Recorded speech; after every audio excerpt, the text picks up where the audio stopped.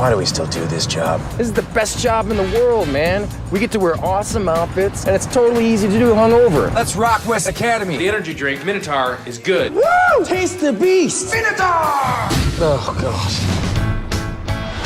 A large black coffee. Do you mean a venti? No, I mean a large. Venti is a large coffee. Really? Says who? Fellini? You know what? You've been picking fights with everybody. I can't stand it anymore. I'm moving out. Woo! Good morning, Flexible. Your electricity is out. Just doing my part to save this big blue planet. Your water is shut off, too. Like I said. Oh, hey! Whoa, that's right, we're here. You can let it down. Too late, it's already up. Chase the beast. Destruction of school property, vandalism. Shut up! They wanted to give you 30 days in jail. What? But I worked my magic on the judge. Instead, you have community service. You're going to Sturdy Wings. We bring adults and children together to enhance the lives of these children through one-on-one friendships. I already prefer jail. Your kid's name is Augie Farks. This is Danny. He wants to be your new friend. I wasn't really 100% yet. Don't judge me. No worries, my liege. Ronnie's one of our youngest. No one's lasted more than a day. But I think you're perfect because you're young and you don't want to go to prison. What up, Ronnie? I don't want to take my pants off. What? Been talking to him for half an hour. Kids barely said a word. I don't want to be alone with him, Danny. Oh. No. What are you doing? Maybe you should think about losing the cape. People tend to avoid people in capes. This fall. She got some boobies on her. Never stare at the boobies, kid. But how? It's called training. You don't think I've noticed the 34 C's directly to the left of us? Boobies. Don't look over there. Look here. It will take a couple of boys. Are you sewing? Yeah, this is my country's emblem, and we would like to invite you to be a soldier in the Xanthian army. To make them men. This community service has given me some perspective. You complete me. You had me at hello. Oh, God, Danny.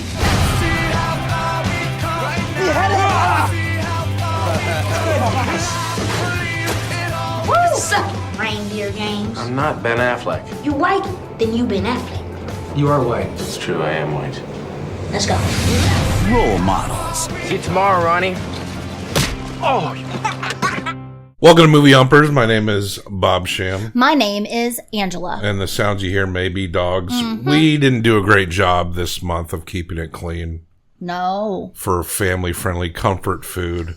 Not at all. And we have gone through all of the ones that we have picked personally as what affect us from our childhood. But I took the liberty, because, you know, this last week of November, leading into December, gifts coming early. Because we're dropping every day this last week of November. And I took it upon myself to select a comfort food for the both of us, though it's not family friendly. Not at all. And not from our childhood. But this was a movie that would keep, at least in the first half of our relationship, would keep like popping up. We didn't really have cable at home back in the day, but when we would travel, Every hotel. When we'd stay in a hotel, we'd turn it on. This is up until probably like 2015. Every time we go to a hotel to stay somewhere, and we're like, let's channel surf cable, because we don't do that at home. Mm-hmm. And we'd always find the movie Role Models. Yes. And whenever we came across the movie Role Models, we stopped and we watched it. We've probably no matter where it was. We've probably seen this movie like 8 times at least. And that's the movie we're discussing, Role Models, directed by David Wain, written by David Wain, Paul Rudd, Ken Marino, a couple other folks, starring Paul Rudd, Seann William Scott, Christopher Mintz-Plasse, Jane Lynch, Bobby J. Thompson, Elizabeth Banks, a lot of people. But I prefer the porn parody, Whole Models. Ooh, okay. Whole Models. They can't all be great. It could be pole models. I thought that too, but Whole's more punchier, I feel like. Yeah. Yeah? Whole Models. Yeah, this is that same group of people who were in Wet Hot Summer. And they were in a lot of players in this movie were specifically Ken Marino and David Wain. Wet Hot Crazy Summer. Were in a 90s sketch group on MTV called The State. Yeah, and I feel like this and a lot of other projects came from the State. Reno 911 was involved, people from that. And you see Party Down. Yeah, like they've been all over how they've become directors and writers, a lot of people involved, producers. Yeah. So yeah, they're all over the place. And I was thinking about like this type of movie, right? This kind of crude but heartfelt movie. Two things that have often been used to describe us and myself as a person. Crude but heartfelt. But this kind of movie is kind of like it quietly dipped away, right? There's not really this movie that just goes so hard with like and says anything for the joke. But then by the end, there's this trope in which, and this movie has it, in which every bit character comes together to see what we've all learned together at the same time. Yeah. At the end of this movie. Yeah. And you know, your Seann William Scott, that's Sean with 2 N's. Ugh. Yeah, was cast as the lead in this movie because he was in Dude, Where's My Car? American Pie. He had his own National Lampoon movie. Yeah, he was in a lot of comedies. And while this does hit up a lot of tropes, which I do want to kind of split hairs on a little bit. Okay. Because there are a lot of tropes in these type of comedies from the late 90s and throughout the 2000s that I'm glad have kind of faded. I do genuinely think role models, and I'm not just saying that because it's kind of our movie. I do genuinely think role models is one of the higher end versions of that. Exactly. And I think that's why it is our movie. We wouldn't have kept watching it if we hated it. Yeah. It rises to the top of that group. For sure. Like Jane Lynch is in this movie playing the same character she's played in a dozen movies, but this is the funniest of the same character that Jane. Yes. She plays a lady who runs this facility where people can be big brothers to troubled children. Yeah, they even use the big and little term. And she's the bigs and littles. Yeah. And don't you feel like the word littles nowadays is thrown around unironically? Yeah. But in this movie, they present that word as though it's like a cornball, goofy ass thing to say. Yeah. And I still think that, but it's just funny how they threw that word out there like it was like it's a gag to say that word in this movie. And people are in real life now are being like, I gotta go pick up my littles from the daycare. Yep. You know, so many people have become Jane Lynch, even with the crack whore background. You know what she used to eat for breakfast? Cocaine. You know what she used to eat for lunch? Cocaine. Paul Rudd and Seann William Scott, they work for this energy drink company called Minotaur. And Feel the beast. And Paul Rudd is this kind of curmudgeon guy who would have thought? Who's like who kind of bitches about he's kind of a smart ass bitches about everything. Yeah. Seann William Scott's character is this kind of a party animal dude who's kind of stuck in his life in his own way. If you combine both of these characters, then it's me in 2004, essentially. Although Seann William Scott probably did get laid more than I did, I'll be honest with there. He just gets laid all over this movie. Easily. That's true. But I guess that was what was presented as the party animal himbo.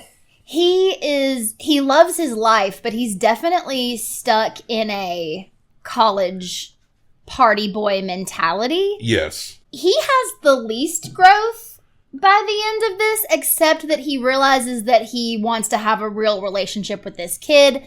There's a sequel to this where he marries that kid's mom. So their job is to go school to school as corporate sponsors to tell kids to not do drugs, but drink Minotaur energy drinks instead. Yeah. Seann William Scott dresses as a Minotaur, and Paul Rudd's in a suit, giving the lecture to the kids. Well, and drinking the drink all day yeah. at every school. So Paul Rudd's girlfriend is Elizabeth Banks. Who's everybody looks like babies in this movie. Yeah, who is a lawyer, but she's so sick of how completely, constantly bitchy and negative Paul Rudd is that she takes a long look at their relationship and breaks it off. Well, he does the stupidest thing where he tries to say, hey, our relationship's not good, so let's shake it up. Let's get married. Yeah, and she goes, no, let's shake it up. I'm moving out. We all know someone who approaches relationship issues like that. It's either let's get married or let's open our relationship, and both of those never go well. Yeah. If you've been together for a long time, and these folks were 7 years in. And both of those things can only be pulled off when the relationship is extremely secure and positive. And it can't be let's fix it by doing this. It has to be like we're good. So Paul Rudd is mentally crashing. They're chugging this Minotaur energy drink so much. And I want to, before we get into the meat of the movie, because the humor really picks up after they crash the Minotaur truck onto a statue, and then they get forced by the court, with the help of Elizabeth Banks, to do community service. So they have to do 150 hours with Jane Lynch's organization and be bigs to littles. But before we get into the meat of this movie, comedy DVD covers, movie posters are always the fucking worst. Look at this. Like, you got Christopher Mintz-Plasse posing with his sword. That's fine. Seann William Scott chugging a tall boy on the street. But Paul Rudd, what's Paul Rudd doing? Pissing. He's pissing on the wall. And that's to signify that he doesn't give a fuck. And he's got that expression on his face. Does he piss on anything? Like in this? And then you see the tagged on line, bad behavior, bad attitude, bad example. The only time he pees in this movie is when they've been drinking the Minotaur all day and they pee and it's green, that's in a regular urinal. Just seems so much shittier than they really are. But I will give this poster credit in that if you'll look at the covers of a lot of comedies at the time, it's always someone like on the cover like doing this. This is true. So they go to this place called Sturdy Wings. This is a simple concept. We bring adults and children together in a structured format to enhance the lives of these children through one-on-one friendships. People ask me, Gail, how did you come up with such a life-altering program? And I tell them I spent a lot of time alone as a kid. My father was a traveling salesman. My mother, out of necessity, was a whore. And there's this guy there who's been there like a lifer, been there for 5 years. Who's in love with her. And I believe he's in one of those Danny McBride shows. But he's quite a funny character, and he's always like wanting to hook up with Jane Lynch. I happen to know a really nice Italian restaurant in Manhattan Beach, and I would love to take you if you're interested. Sure, Martin. I just hope we're talking pasta, not pussy. Well, I was talking about two adults having some pasta, and yes, I was kind of hoping that it would lead to some pussy. I mean, let's just call it out there. I mean, what are we after here? So they meet their respective littles, and Seann William Scott meets, I can't remember his name, but is played by a fellow by the name of Bobby J. Thompson. And when he sits down with this kid, the kid immediately accuses him of trying to molest him. What's going on there? Oh, Beyonce. She's smoking. I don't want to take my pants off. What? Whoa. All right, Ronnie, that's enough. This bitch tried to grab my joint. Language, Ronnie. My language is English. And this motherfucker tried to grab on my hang down. Paul Rudd goes to the roof of the facility, and Jane Lynch is like, okay, this guy, he's a little bit older, but he could definitely use some help. The evil King Argatron has us cornered. Oh, the fair Lady Esplin, goddess of Neverwhere. I fight for your honor. You wish to kiss me? There's precious little time. Oh, what the hell?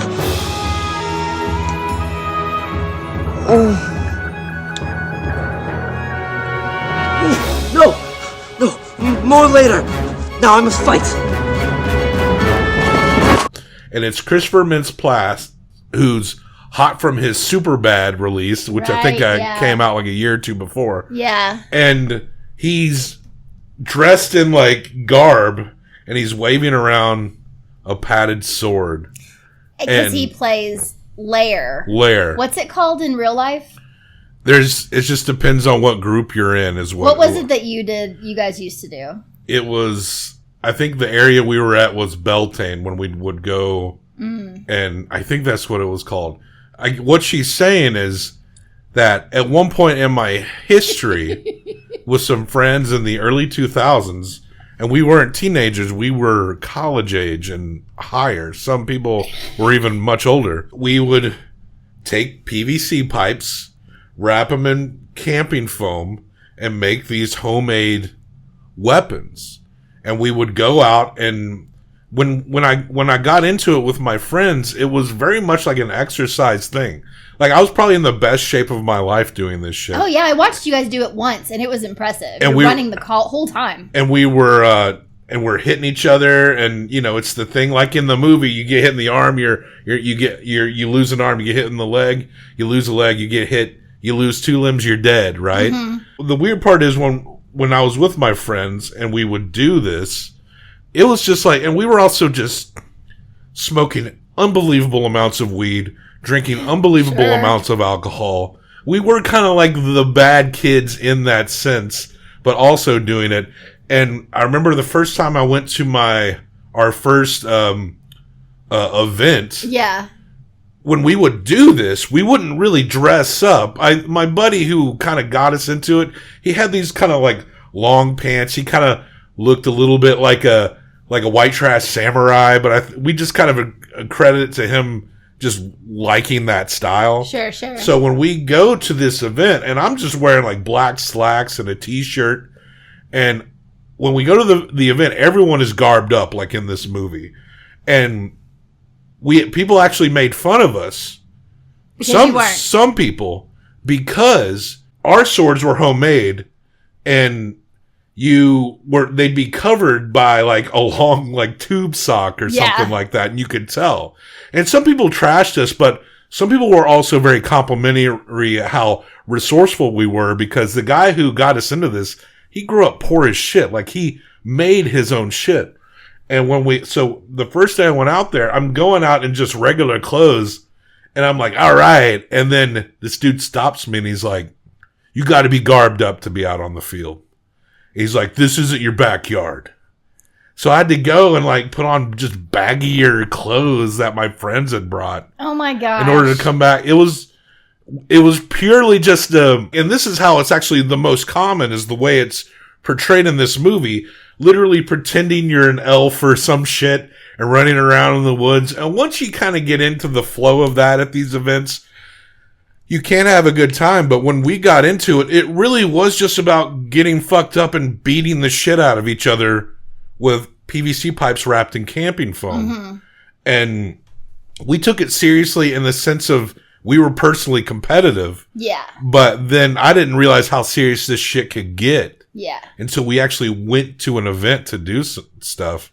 And we were definitely, and I'm not complaining, there were cool people, but there are a lot of these people that's like, you know how nerds kind of get a little bit of power and then they become like the worst people ever. I mean, there's Kim Jong in this movie is the example of that. Yeah, just the ability, you take all that anger that has been from all your lifetime of people shitting all over you, and you just use that to shit on everyone else. Absolutely. Nerds can be kind of worse sometimes, just in the sheer capability of the lives that they can affect. I mean, the guys who bullied them in high school will often they'll probably be cops or something, but that's their peak. But anyway, I have a little history with this.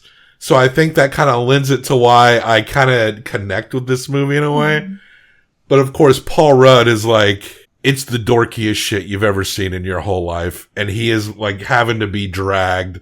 And he's like, I don't want to roll. He can't even fake it to start when he takes the kid home. And it's like, hung out all day with Gleep Glop and the Gloop-de-doos and shit like this. And he's like, do you want to see my turtle? And he's like, I'm good. I'm good. They also allude to people having like, people doing spells and throwing fireballs. Yes. We were straight up, fuck that bullshit. Yeah, no spells. Don't come at me with your invisible fireball. Hit me with a weapon. Or nothing. Nothing. No, I get that. That was the way we were. So that weird little nerdy subculture is the underline through the whole movie. Yeah. And that's when we encounter, there's all kinds of like skit comedy dudes. Like there's a bunch of people from the state, but Matt Walsh is in this King crew with Kim Jong. Yeah. He's from Upright Citizens Brigade. And there's just all kinds of dudes that have been in comedy forever throughout this movie. And Kim Jong plays the best, like little twerpy, little king nerd. Whoa, who's that dork? It's the king. Well, I should have guessed. Nothing says royalty like the burger hole. Yeah, he and his lackeys eat there before every battle. His Majesty approaches. Okay. Royalty approaches! What are you doing? You have to kneel before the king. Bow down, little girl. Little girl, bow down. Bow down. Why? Because he's the king, I beg you. Paul Rudd, of course, rightfully so, is just like, Christopher Mintz-Plasse, he's like dropping to his knees for the king, and he's like, what the fuck are you doing? Yeah. Rightfully, like, laughing at this scenario. Yeah. It's insane. One thing I did love is that they had all ages of people there, from like high school to like old men, like fighting. Yeah. Because typically And there's more women there than you might expect as well. I feel like that kind of group is like a band situation too, where like everybody be fucking. Yeah, it's definitely like a theater crew or something like that. Yeah. It's hard going when they first meet their littles, but Ronnie is the kid's name. Ronnie, but Seann William Scott, he bonds with Ronnie by talking about boobs and tits and shit. Ronnie loves that shit. And there's great comic timing with the Ronnie character and Seann William Scott. They have such a good rapport. Yeah. It's my favorite part of the movie is them just talking to each other. The timing, the way little Ronnie is insulting, he's just like probably the funniest character in the movie. You know, Ronnie actually has a good mom who's really looking to help Ronnie out, even though he's kind of a terror. Christopher Mintz-Plasse's character. Sorry, we can't remember all these character names. His name's Augie. Augie. Yeah, I think that's right. Yeah, Augie. Augie's parents are, they seem relatively normal, but they just think that what he's doing is just incredibly super nerdy, and they want him to do the things that they think are cool. They are the people who in high school, and it's his stepdad, they're the people in high school who, like, he was probably on the football team, she was probably a cheerleader, they want the kid to be popular, and because he's living in this fantasy world, they shit on it all the time. And Augie reveals to Paul Rudd's character, I think his name's Danny, I'm trying to remember these names. That sounds right.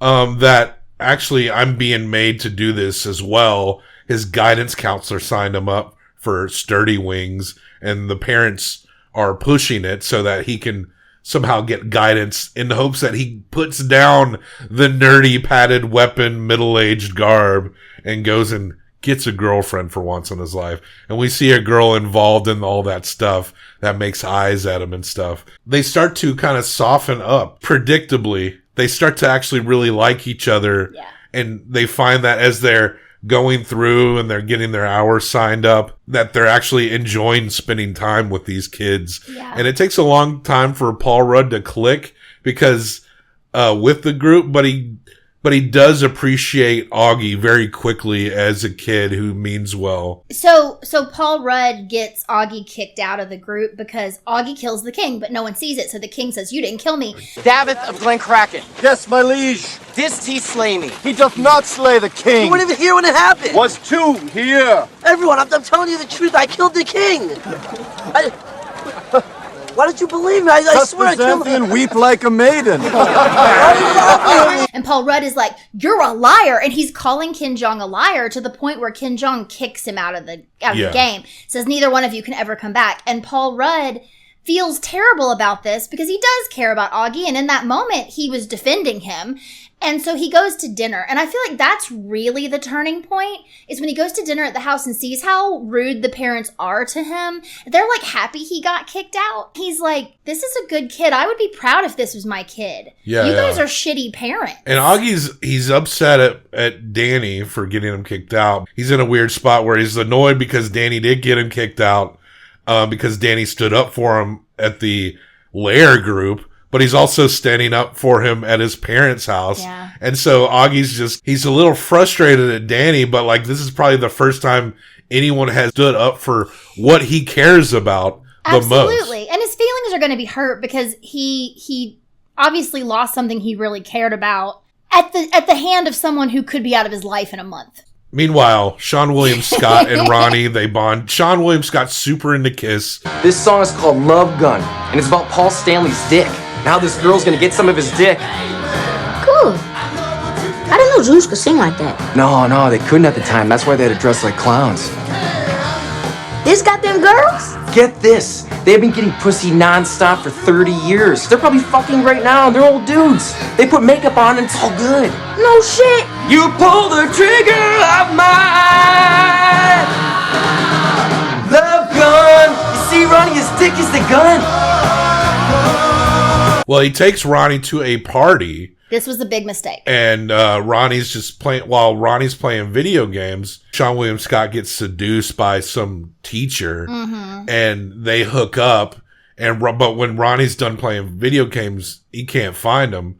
And when Sean is going to look for them after he gets messages from Ronnie's mother, and Ronnie like walked home while he was hooking up. He feels super bad about it, and he really pushes hard to make this right. And he's calling the mom, and he and the mom also have a very genuine connection as well, begging Ronnie to forgive him and the mother. And he's like, look, my hours are almost up, but I want to hang out with Ronnie beyond all of this because he's just a really cool kid. Yeah. And Paul Rudd negotiates because they go to the burger hole or wherever, because that's where the king and his minions eat before the their battle. their lair battles. Because it's a big battle that's about to happen, like a big event. The Super Rumble. And so Battle Royale. Paul Rudd puts on the garb that was made for him by Augie, and he begs them he apologizes, basically. He has to, hat in hand, he even has to kiss Kim Jong's ring hand. And then Kim Jong like tries to stick his fingers in his mouth or something. It's so good. Exit my burger hole, boy. Contacts Augie and he's like, we're in, we're on.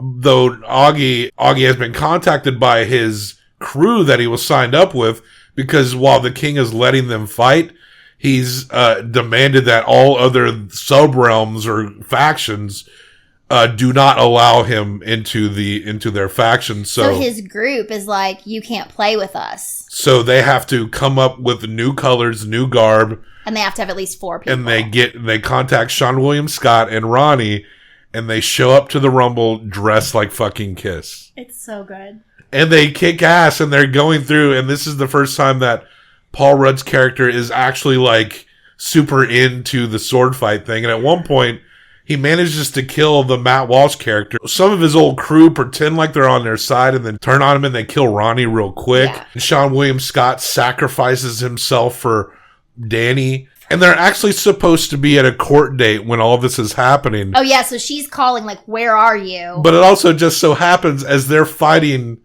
for each other and trying to help Augie like win in this big battle while they're all dressed like Kiss, Elizabeth Banks, Ronnie's mom, Augie's parents, like every side character, Jane Lynch and that guy, somehow knows where to go and converges into this area, this park, to watch these guys do this big fight. Well, Danny does tell Elizabeth Banks where he is, and I'm assuming that Jane Lynch and maybe those parents were also at the court. And she had kicked them out before, simply because of the fact that Seann William Scott lost Ronnie, and also when Paul Rudd defended Augie to his parents, the parents were like, got him kicked out. Yeah. So they've already been like canned from the program, but they're actually friends with these kids. And listen, all it took was Elizabeth Banks seeing Paul Rudd in that Kiss outfit with his chest hair out to be like, let me give this boy another chance. So they managed to catch the king all by himself again, and Paul Rudd sacrifices himself so Augie can fight, and Augie manages to kill the king. And they think it's over, but the girl that Augie likes comes up onto him and kills him, and she becomes queen of the realm. Tightly packages together. They miss a court date, which is kind of a serious thing, but Jane Lynch is like, listen, I got a long-standing relationship with this judge, and I don't want to get too graphic, but I used to suck his dick for drugs. He got me my chunk. Long story short, you guys are not going to jail. And it's all happily ever after. This crude, fun comedy ends up being very heartfelt. And it's a formula that you actually will see from tons of comedies at that time. Yeah. Some better than others, but I really do think this one is one of the most fun out of all those tropey. You know, the beats of this movie, it's very sort of Shakespearean. Sure. It really is. Like that's you the can classic. you can kind of whittle everything down. That's to what I'm saying. Shakespeare. But it's very classic movie beats, which is why it works. But when it fails is when the jokes are not there and the chemistry is not there. And those are two things this movie has. Like the timing is great. The chemistry is amazing. Like these people, when they come out in their kiss stuff. Admittedly, the tacked on stuff like, you got to have the hot girlfriend with the problems. You got to have this. Up until they start being involved with Sturdy Wings, that's when the real comedy and the great moments really like pick up. All the stuff, the build up and stuff, it's fine. It's like whatever. It's kind of like any other of these comedies. But I do feel like, this is the structure of this comedy, this style of comedy. At some point, we saw this all the time in movies, and I don't know how high I'll go on this. I think it'll ultimately get a good score from us. It's definitely far from perfect. There are things there are tropes in here that I don't ever need to see in movies again.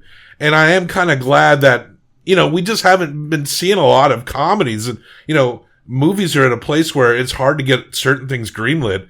And we haven't really seen great comedies show up in a while. Like the comedies that we see have to be like very strange, like a Beau is Afraid kind of thing or something. It's got to come at some weird angle now, which is kind of things we often maybe prefer, because on the surface, if we hadn't seen this movie, looking at the shitty poster, the DVD cover, it does look indistinguishable from like 30 other comedies of the day. It seems like it'd be very easy to pass this up. But I found that people who do know this particular movie and have seen it do seem to have an affinity for it. As far as that kind of crap that used to happen a lot, Role Models is definitely up there. Up there, in my opinion. Absolutely. But I don't think we need comedy structured like this anymore. No, we do not. But I'm also worried, like, what is the future of comedy? I think people with a lack of imagination will blame wokeism for... That's not it. I'm not really sure why comedies are so hard to make now.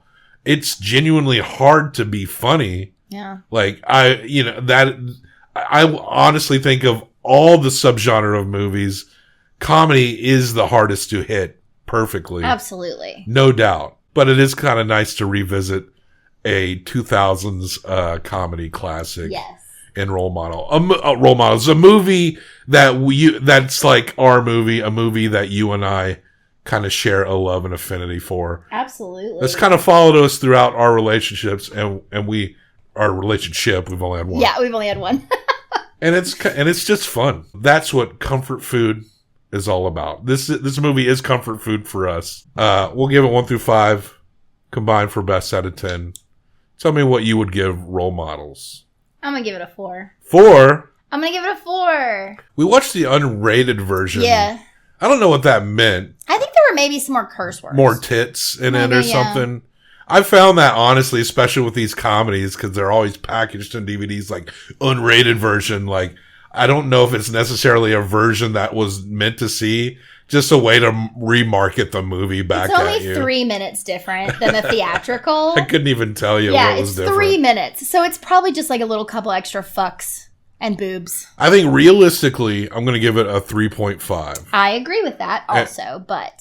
So that's a 7.5. Check the list out. It's up to the top of a B tier. Maybe the highest you'll see of this kind of comedy. For sure. As we've said. But yeah, it's our little guilty pleasure. We don't feel guilty. To me, a guilty pleasure is like, not necessarily that we literally feel guilty, but maybe it's something you like that you understand if someone else doesn't. Sure. That's kind of how I define a guilty pleasure. I always thought it meant like something that you love, but you don't really want people to know you love. Well, I hope that's not the case for your guilty pleasure. You shouldn't care about anything. You're right. But that's how I interpret it, because I don't care what people... But if you can't sit through Role Models without laughing, Who I don't are know. you? I don't know. We shouldn't be friends. Maybe life has just hit you so hard. Check the show notes for links, other places to find us. It's a jam-loaded week this week. We got one more challenged performance, but it's the ultimate one. Tomorrow. The king of the challenged movie characters. The reigning. The one that isn't considered so bad because he accomplished so much in the landscape of Americana. You know who I'm talking about. This one, we've got a couple of movies this month that qualify for both nostalgia and challenged performance. Yeah, that's true. And that one's one of them. Yeah. So I think you know what we're talking about. So like, subscribe, comment. What do you think about the movie Role Models? What other movies like this really mean a lot to you? I guarantee you they're probably not quite as good as Role Models, but maybe we haven't seen them and we should. So let us know. Superbad. I don't think Superbad tropes quite like this, No. but that one's a pretty That's funny a good one. That's We a like funny one Superbad. as well. Yeah. But yeah, so thank you. We love you so fucking much. Life to all lovers.